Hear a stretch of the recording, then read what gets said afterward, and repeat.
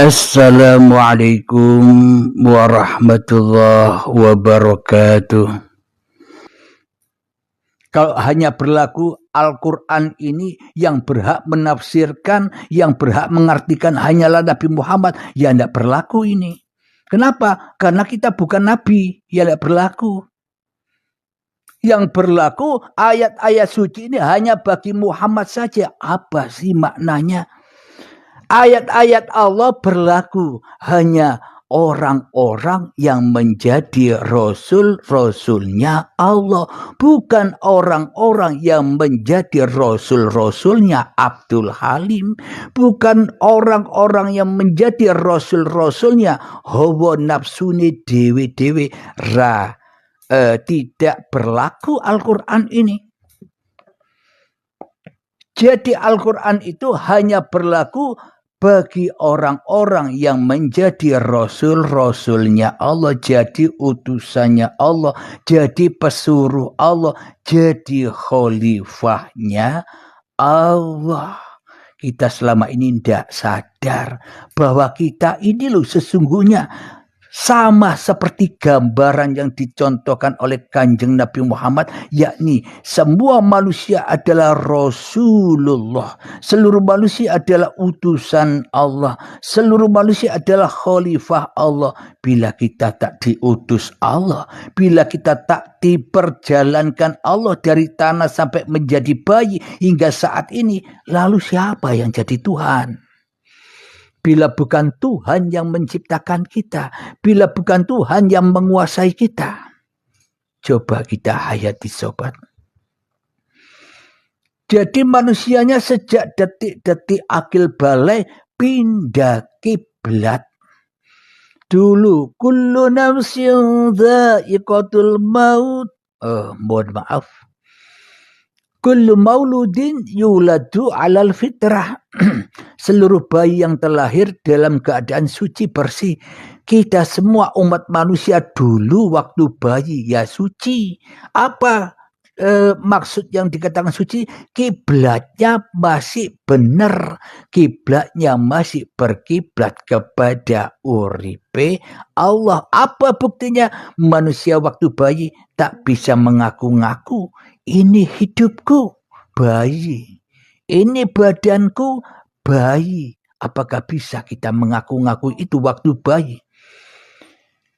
Benar kata orang tua kita, benar bagi orang yang menyaksikan kita waktu saat bayi ada. Bayinya, syariatnya ada.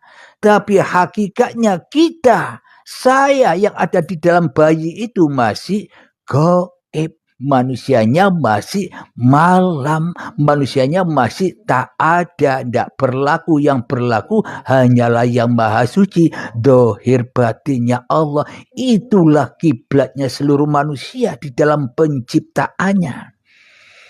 Akan tetapi saat detik-detik akil balik tiba, Adam dan Hawa kepingin merasakan buah khuldi, buah yang mestinya dilarang untuk dimakan agar manusianya tidak jatuh martabatnya.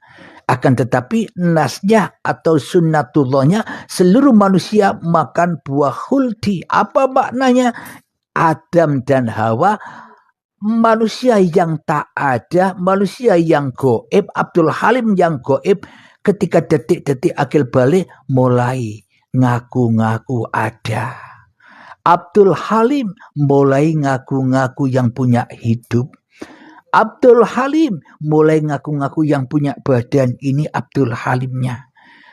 Abdul Halim merasa berkuasa atas apapun yang dimilikinya. Mainannya, duitnya, permennya, bukunya, dan sebagainya. Seolah-olah semuanya milik Abdul Halim.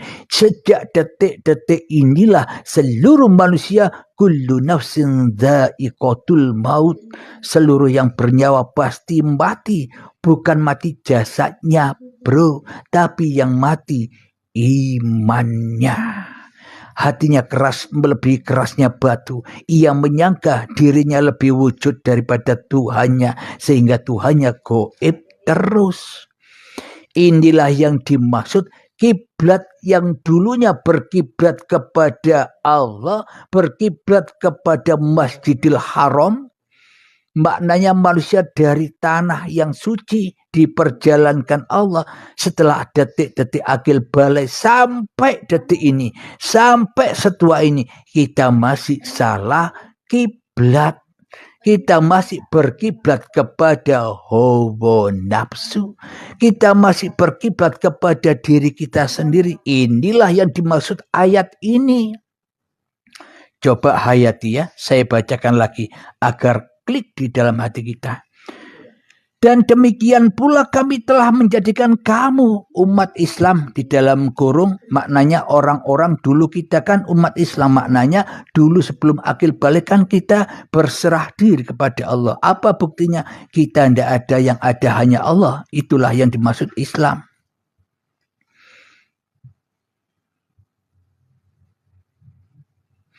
Dan demikian pula kami telah menjadikan kamu umat Islam, umat pertengahan, agar kamu menjadi saksi atas perbuatan manusia dan agar Rasul atau Muhammad dalam kurung menjadi saksi atas perbuatan kamu.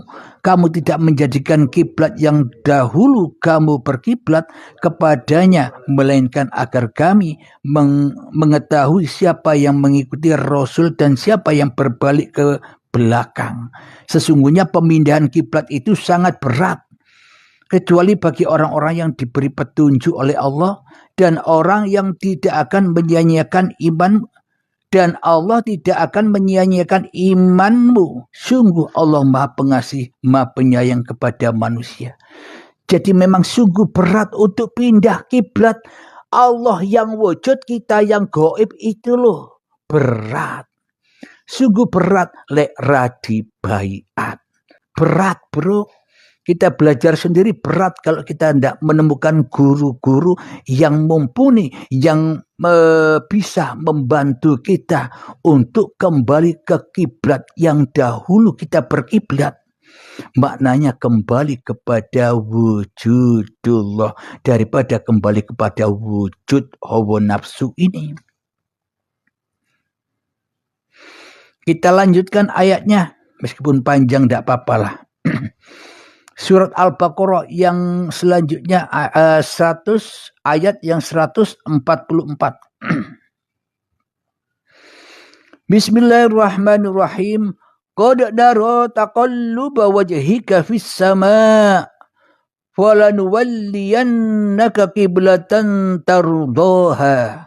Fawalli wajhaka syatral masjidil haram wa haitsu ma kuntum fawallu wujuhakum syatrah wa innal ladina utul kitaba liya'lamuna annahu al-haqqu mir rabbihim wa mallahu bighafilin amma ya'malun. Coba diperhatikan, dihayati maknanya. Kami melihat wajahmu dalam kurung Muhammad sering menengadahkan ke langit, maka akan kami palingkan engkau ke kiblat yang engkau senangi. Maka hadapkanlah wajahmu ke arah Masjidil Haram, dan di mana saja engkau berada, hadapkanlah wajahmu ke arah ini. Dia sesungguhnya orang-orang yang diberi kitab Taurat dan Injil tahu bahwa pemindahan kiblat itu adalah kebenaran dari Tuhan mereka, dan Allah tidak lengah terhadap apa yang mereka kerjakan. Nah, ini kalau dikaji secara syariat, wajahnya disuruh menghadap kiblat terus, badannya disuruh menghadap kiblat terus, masaknya sebelah kanan atau kiri, badannya madhep kiblat gini. Apa begitu? Kalau kita menurut arti yang sebenarnya di dalam surat ini, makna yang tersurat, ya wajib kita mengikuti. Katanya ahli syariat, ya wajib mengikuti Al-Quran. Jadi kalau kita kalau kita mengikuti Al-Quran, kalau kita mau berjalan ke depan, tapi arahnya kita ke timur, harus melaku mundur.